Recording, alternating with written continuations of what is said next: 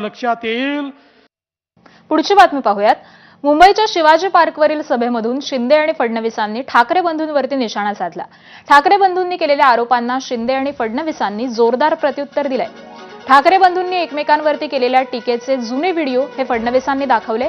ठाकरे बंधूंनी अदानींवरून केलेल्या टीकेला देखील फडणवीस आणि शिंदेंनी उत्तर दिलं। मुंबई विमानतळ विकणार म्हणता, मग तुम्ही मुंबईमध्ये दुसरे बंगले का बांधले? मातोश्री 2 आणि शिवतीर्थाचा संदर्भ देत फडणवीसांनी ठाकरे बंधूंवरती टीका केली आहे।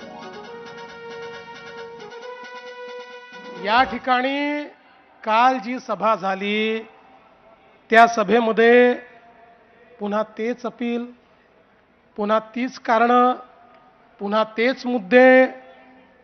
खरं म्हणजे आत्ताच एकनाथजींनी या ठिकाणी सांगितलं, ही मुंबई कोणाच्या बापाच्या बापाच्या बापाच्या बापाच्या बापाच्या बापाच्या बाप जरी आला तरी महाराष्ट्रापासून तुटू शकत नाही।